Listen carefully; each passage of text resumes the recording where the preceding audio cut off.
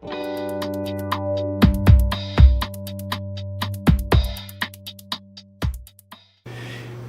acho que quando se introduziu essa discussão no Brasil, de maneira mais sistematizada, foi nos anos 60, quando se dizia que o Brasil tinha vivido um processo de feudalização. O Brasil tinha sido um país que vivia um processo feudal, uma coisa que não tinha nexo na realidade, ainda que você pudesse dizer que você tem a tradição da historiografia ibérica, que não é só a Terceira Internacional, que chega aqui com um modelo, aí sim, esse sim, não no caso do Lênin, mas no caso da Terceira Internacional, quase que modelos weberianos de desenvolvimento do capitalismo, né, e das contradições, e o Brasil era caracterizado como um país feudal. O Brasil e a América Latina como um todo, né, que era vamos dizer, de um lado, uma transposição, porque chega aqui na América Latina, ganha muita força, porque você tem uma tradição da historiografia ibérica que já analisava as formas de organização social da América Latina como feudais em função das análises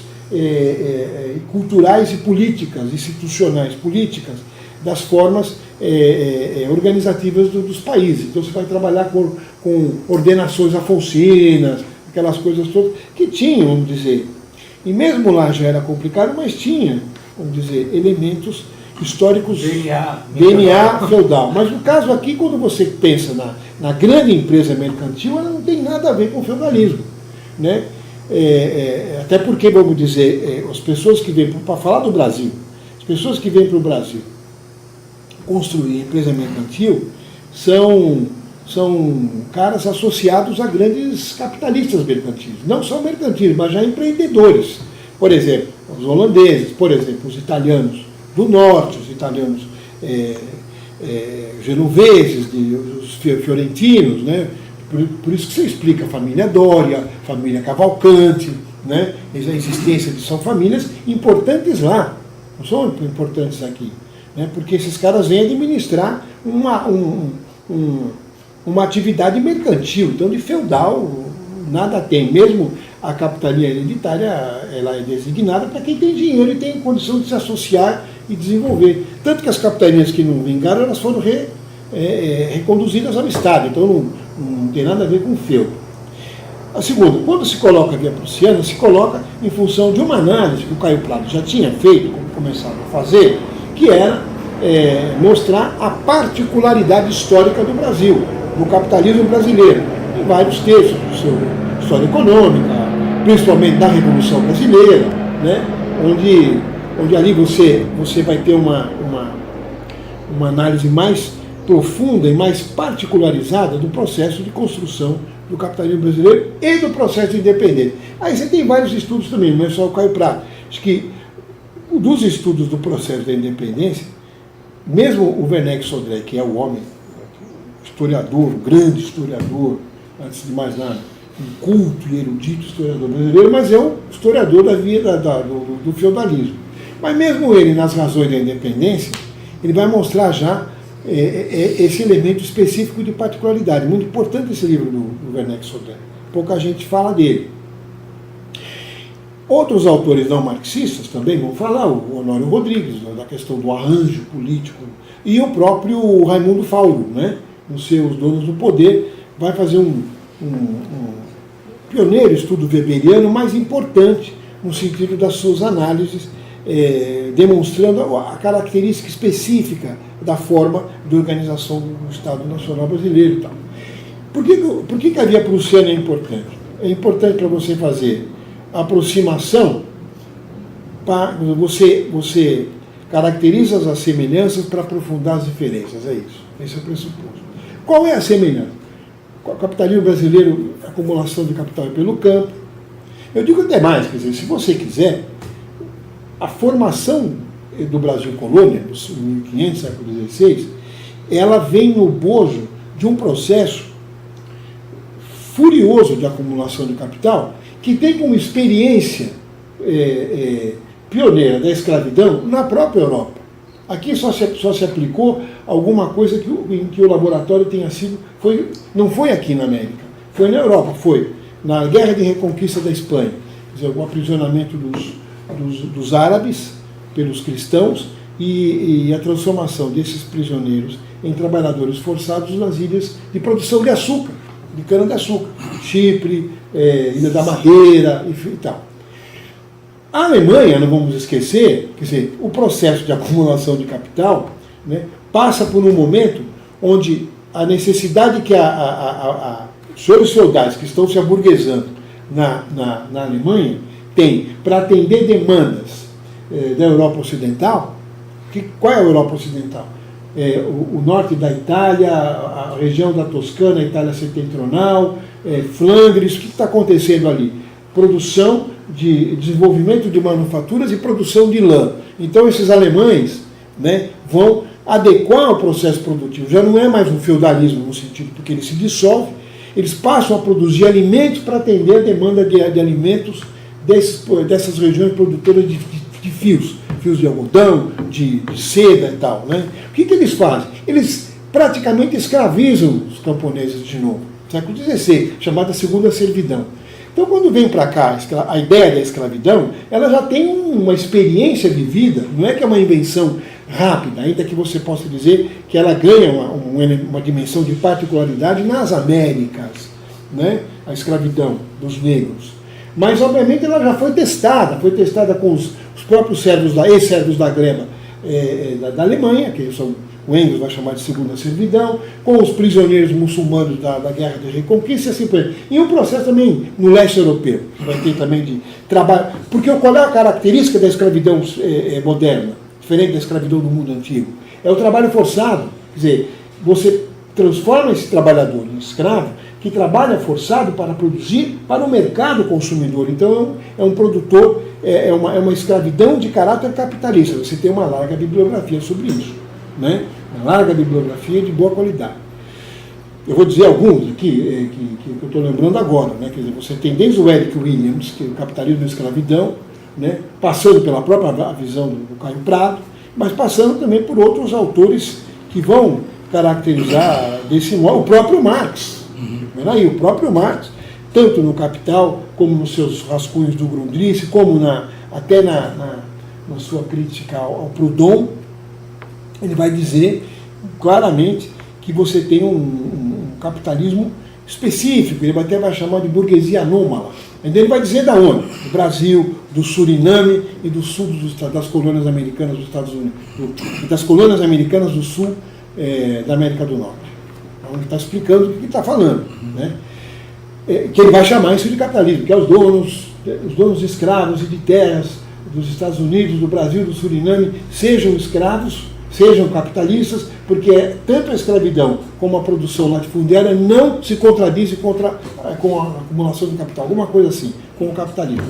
Então, é muito claro, quer dizer, é uma forma nova que tem um caráter de trabalho forçado. A terceira coisa é que o capitalismo brasileiro é feito por uma burguesia que acumula capital pelo campo e que concilia também entre o velho e o novo. Só que a diferença entre a burguesia alemã, vamos dizer assim, e a burguesia brasileira, essa burguesia que se forma no Brasil colonial, se você quiser uma burguesia oligárquica, eu chamo num primeiro momento, uma aristocracia burguesa, né? Titulada, porque eles são barões, condes, duques, né? Porque aqui vai ser uma monarquia, e que depois essa gente toda deixa de lado os seus títulos e viram burgueses mesmo, né? E já eram burgueses no sentido de uma burguesia em construção, agrário mercantil, mas não só mercantil, porque eles produzem. Então essa é a minha discussão, por exemplo, que eu tenho, a minha divergência que eu tenho, por exemplo, com o Florestan. Porque o Florestan, ele acaba, na sua análise sobre o Brasil, não definindo muito bem o caráter desse capitalismo colonial. Ele não define. Vai chamar de oligarquia, vai usar categorias weberianas, estamento burocrático. Eu tenho problemas com essas categorias. Quer dizer, essa burguesia que acumula capital pelo campo e que se transforma numa burguesia, inclusive industrial, ela já vinha fazendo comércio, produção e comércio, porque não é só comércio. O Carlos Nelson diz o seguinte, estava dizendo, que ele vai dizer nesse livro dele, que está aqui citado, todos os textos que eu não vou lembrar, os títulos eu não vou lembrar agora, depois você põe lá no... Ele vai dizer o seguinte, que aqui se produzia valor de uso e ganhava dimensão de valor de troca na circulação. Errado. Errado desde o conceito marxiano, até da análise do Brasil. Aqui se produzia valor de troca. Quando você produz açúcar para o mercado, algodão para o mercado, anilina para o mercado, quando você produz tabaco para o mercado internacional, né? Mas a cachaça menos, estou falando no período colonial, né? Vamos dizer assim. Mas estou falando, os produtos coloniais fortes, depois o café, né? Ainda na economia escravista, dá para dizer que você produz valor de uso e que esse valor de uso ganha valor de troca na circulação. Desculpa, né? É um erro grosseiro, eu diria, no âmbito da análise econômica. A segunda coisa é que essa burguesia ela fica muito rica, principalmente quando o Brasil vira Reino Unido. Quer dizer, o Napoleão acabou ajudando a burguesia brasileira. Ao invadir lá Portugal, e a família real vir para cá, teve que transformar a colônia em Reino Unido. Isso deu uma dimensão, porque, claro, já existia na cabeça dessa burguesia uma ideia que eles não eram brasileiros, eles eram burgueses reinóis da colônia. Esse é o termo reinó. Eram burgueses reinóis da colônia. Então eles não se consideravam brasileiros, mas se consideravam portugueses que estavam no Brasil, né? Então isso também mostra um pouco a origem dessa não identidade nacional da burguesia brasileira, até hoje, né? O branco não se acha brasileiro e tal. E obviamente, quando o Brasil vira Reino Unido, ele fica um reino mais rico do que o reino de Portugal, o reino do Brasil. O Brasil vira Reino Unido. Portanto, ele fica mais rico do que o Brasil. E aí o que vai rolar aquela contra-revolução em Portugal, em 1820, dita incorretamente de Revolução Liberal do Porto, que de liberal não tinha nada, porque queria monopólio e queria recolonizar o Brasil. Olha, aí ela vai entrar em confronto diretamente com quem sustentava o Império. Quem sustentava o Império era a burguesia brasileira.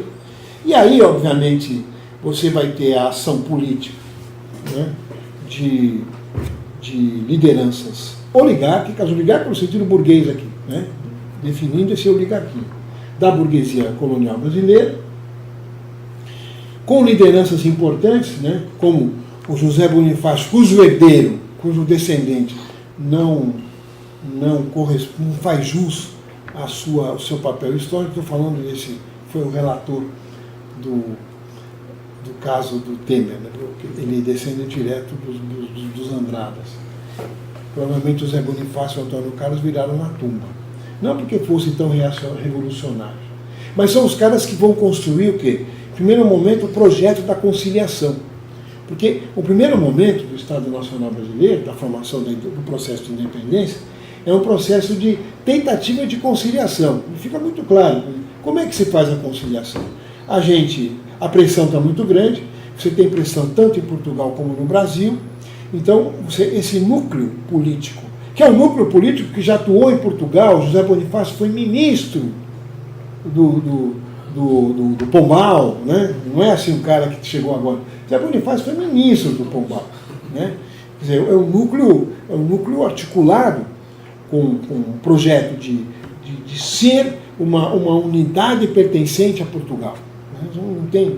Mas como a pressão está muito grande, e você tem vários setores aí das contradições da economia brasileira, se faz um grande arranjo, um belíssimo arranjo, inteligente arranjo, né?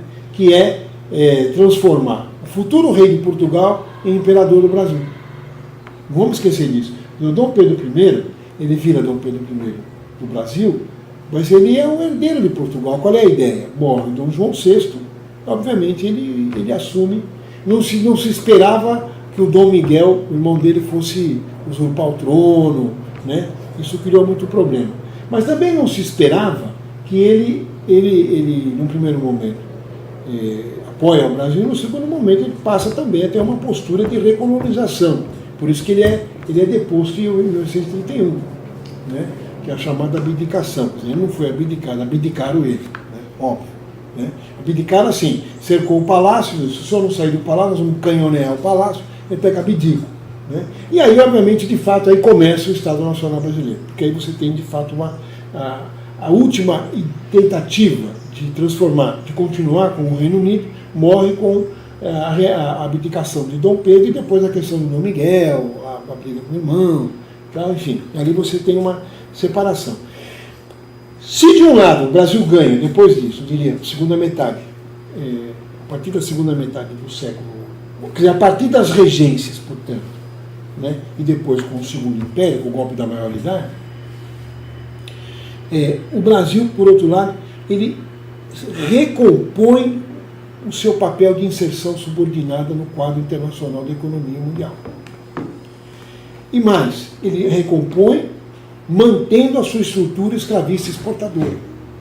Isso que o Caio Prado vai chamar de o sentido da colonização continua. Quer dizer, o café. Né, com o café. Mas não só, antes do café, com a cana aqui em São Paulo.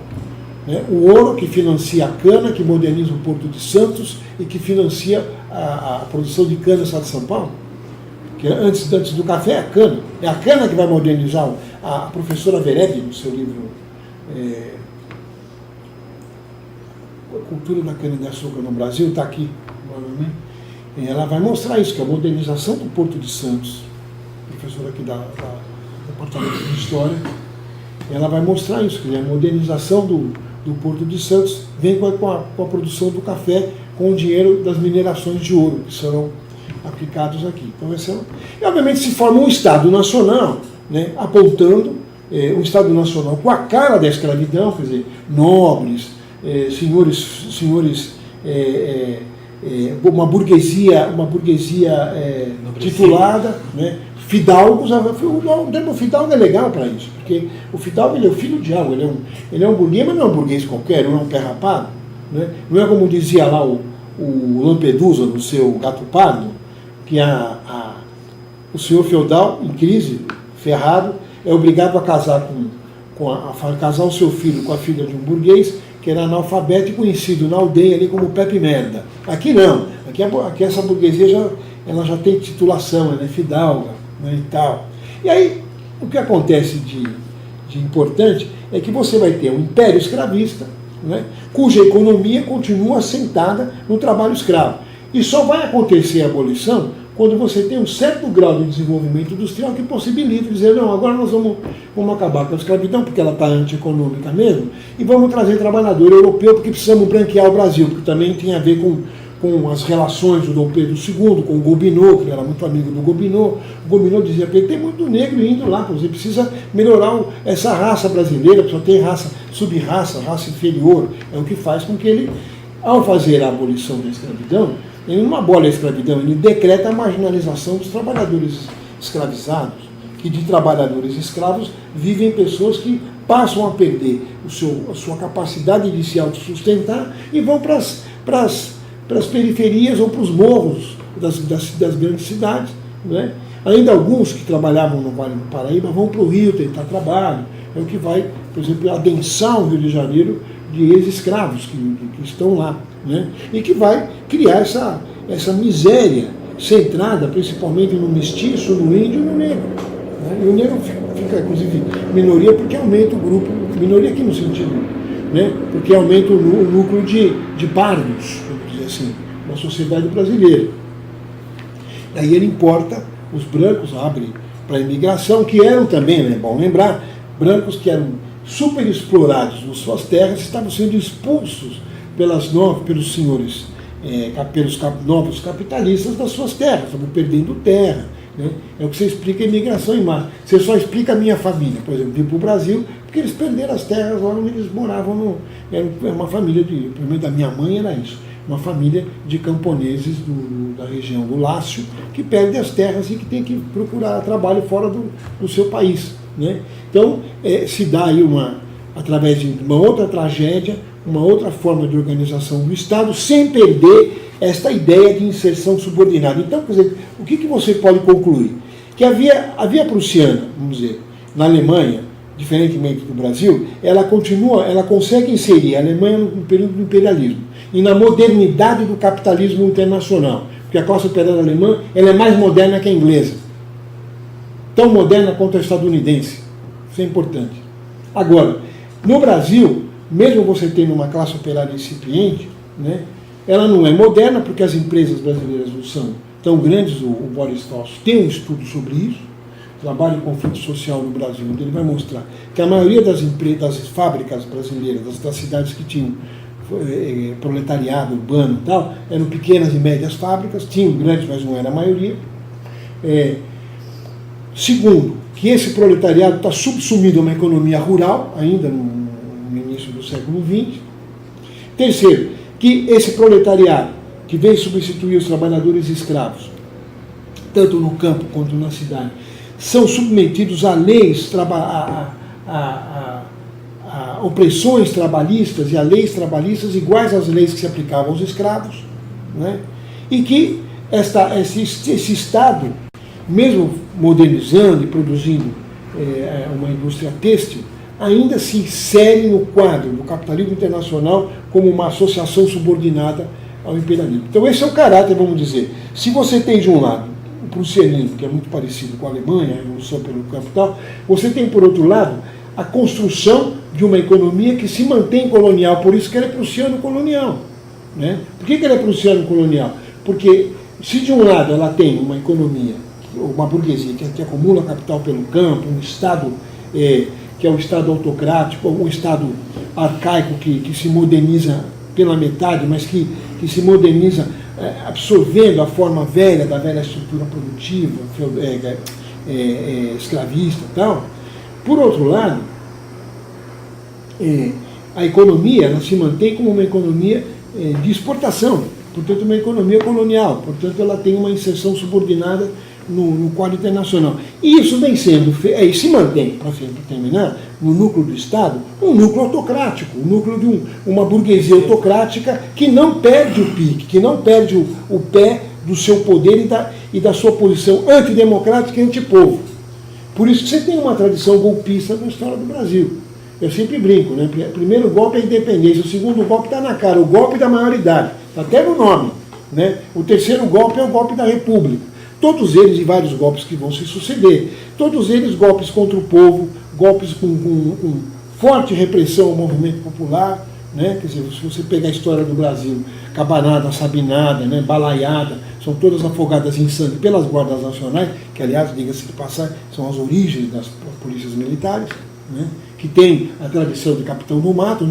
Nenhum país passa 400 anos de latifúndio e de escravidão impunemente. Quer dizer, as PMs ainda vêm das velhas guardas nacionais, que se transformaram em forças públicas, que depois se transformaram em PM com o golpe militar, em 64, né? Mas que estão aí com a mesma perspectiva, inclusive eles mesmos assumem essa história. Se você entrar nas páginas das polícias militares, é meio vergonhoso. Né? Eles se orgulham de ter participado, eles falam assim, participamos da campanha de Canudos, reprimiram Canudos. Né?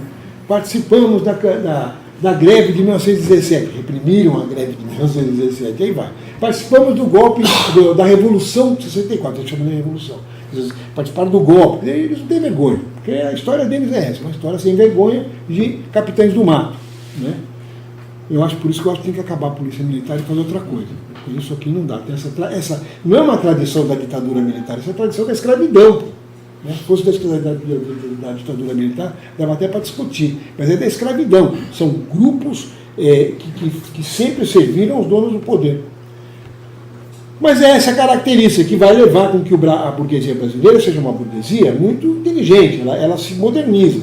Ela se moderniza e se reenquadra, ela não perde o pé. O que tem acontecido ultimamente é que ela perdeu o pé, ela está numa crise desgraçada e está destroçando o país. Eu não sei onde é que ela quer chegar. Ela também não dá para dizer que a burguesia brasileira teve um projeto de nação, ela nunca teve um projeto de nação. Mas ela teve sempre um projeto de unidade territorial, unidade legal, para manter as suas economias, respeitando as regionalidades.